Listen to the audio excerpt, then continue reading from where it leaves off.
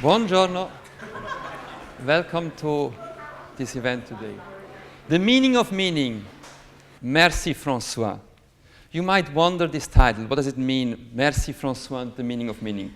Well, if you go into the Outlook of my personal folders, you will see Francois refers to Francois Garnier, a good friend of mine. Well, though Francois has all my affections, today I will not talk about Francois Garnier, but I will talk about another Francois who had a deep impact on me and about what the meaning of meaning is for me, and you will see why. Well, what will I try to do is to take the word of meaning and dissect the letters and try to give to each single letter of the word a meaning, and so to give a meaning to meaning. So what does it mean? M stands for meritocracy. What is meritocracy? That the power, social position, economic achievement of an individual should be based on his or her merits, or nothing else. Thomas Friedman, in his book, The World is Flat, in his concluding pages, tells a story. Tells a story about him being in India, him having received a phone call to go and visit a school in the outskirts of India. And so he goes to this school, it's a 90-minute drive from Bangalore, and he enters this elementary school, which is the school of untouchables, the lowest caste in Indian society. And so he spends an afternoon with them, and at the end he asks them, well, what would you like to achieve in your lives? What are your dreams? What do you want to do? Well, these are the responses. And the responses are quite, for us, insightful. They are from the lowest caste, but they want to become a portress, a surgeon, a scientist and an astronaut. And exactly the founders of these schools had this in mind. They said, if we give them world-class education and access to technology, anyone, any individual, just based on his or her merit, can go beyond the reach and to achieve careers and professions they would never be able to achieve. And they will be able to break the barrier. So basically, if we have meaning in our society, we should base our society on merit. E. E stands for education. Education as edu-action. These are great institutions of education. I just put here some of the institutions that primarily in managerial educations are on the frontier in Europe. Where education is only valid if it becomes edu-action. If education is not only about reflection, not only about assimilating knowledge, but about enabling people that came to those great institutions and that people that go through educations are enabled to enact what they have been learning and assimilating. So we should strive for not only education, but understand education as edu-action. A. A like aspiration. Well, this person, for me, comes to symbolize aspiration. You look at the picture of this person and wonder who this is, and maybe that he's playing boccia with his friends. Maybe he does so, but this certainly is also a person who had a major impact on many of our lives. This is Ingvar Kamprad from IKEA. And I wonder how many of you do not have in your homes, in your offices, in your habitations, something that he did within his enterprise. Well, this is the man that is considered to shape the future, to have remade the future of all of us. And I was just wondering whether you thought that the man who makes the future looks like this. Well, this is Mark Andreessen. He was the founder of Netscape, so he gave access to people to the web. He was among the first ones to create the platform for social media. He was among the first ones to put something in cloud computing.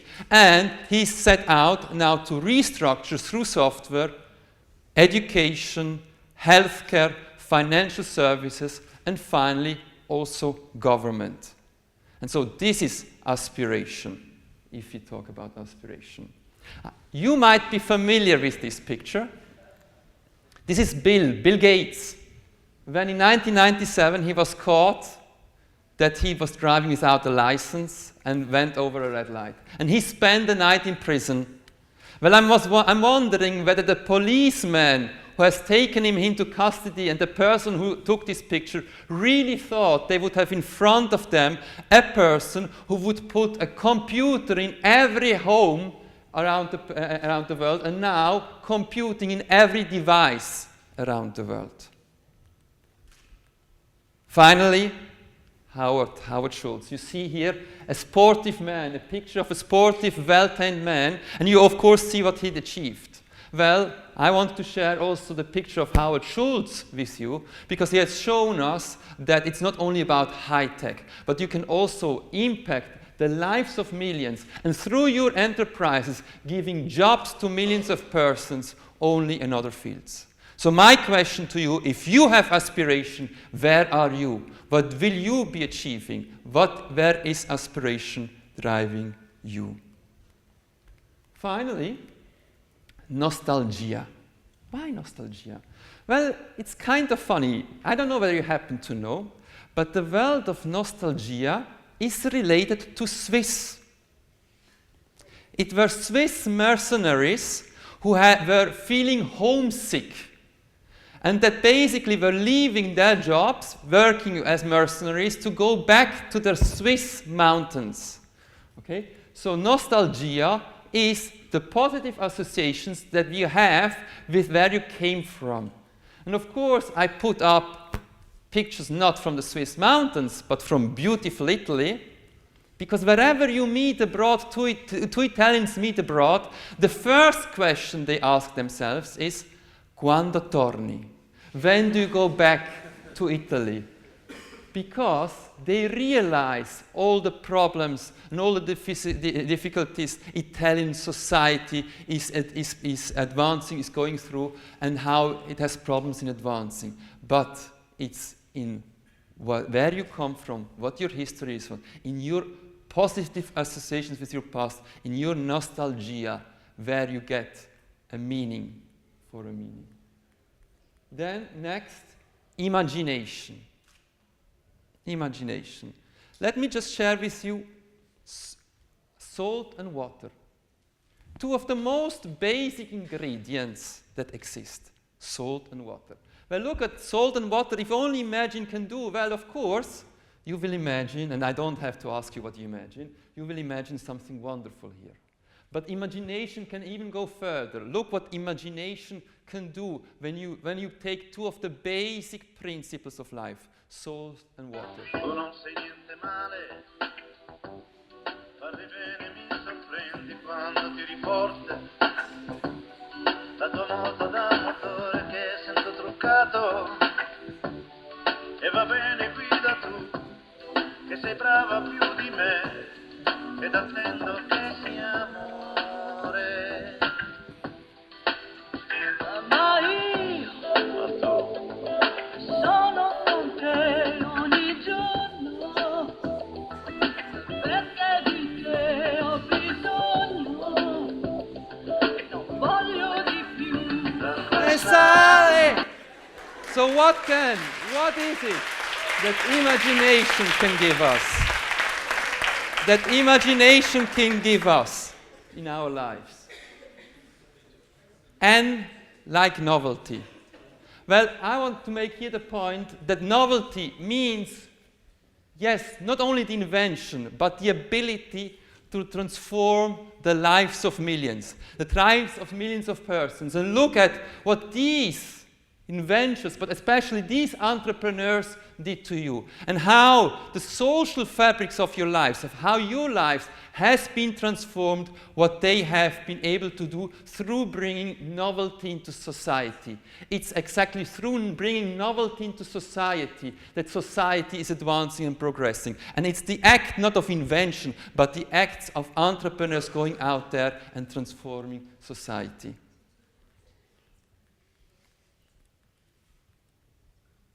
G, like growth.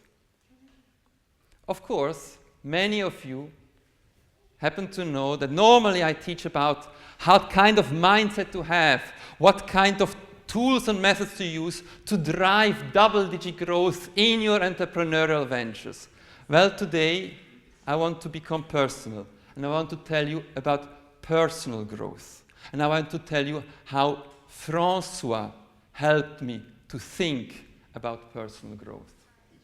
Seigneur, faites-moi un instrument de votre paix, car c'est en donnant qu'on reçoit, for it's in giving that we receive. It's in being able to give to others, to being able to share with others your insights, your thoughts that you receive. Going out there and living your lives that without giving, without sharing thoughts, without sharing insights, you will never receive. And in my profession, it's exactly my profession as an educator has only sense because I'm receiving if I'm giving. If I'm not giving, I will never receive. And it's only in receiving, in giving, that you receive. Car c'est en s'oubliant qu'on retrouve. For it's by forgetting self that one's find. So it's about your ability not to think about yourself, to put your alter ego in front, but it's about your ability to listen to others, to participate in the lives of others, to have empathy for others, to put yourselves in the shoes of others, that you will understand the others, and therefore you will understand and find yourself. And car c'est en pardonnant qu'on est pardonné. It's it's by forgiving that you're forgiven. It's up to you to do the first step. But there is no more noble human act as forgiving and doing the first step to forgive. Well, these are just 3 sentences out of what Francois, San Francesco di Francisi, has given to us. And this is something that in your daily lives, I, in my daily life, find the inspiration for personal growth, and that leads myself in my daily life. So, what is the meaning of meaning? The meaning of meaning is for me related to those letters. The meaning of meaning is fine, it's about going back to human relations. And it's only in those human relations that you obtain meaning. Our lives is full of doing and full of activity of doing and having maybe in our doing lots of relations. But if you don't understand the meaning, you don't get the flame of life, la fiamma della vita. And that's why I want to share with you today those very personal considerations to push what it means to get the flame of life. What is la fiamma della vita? Thank you very much.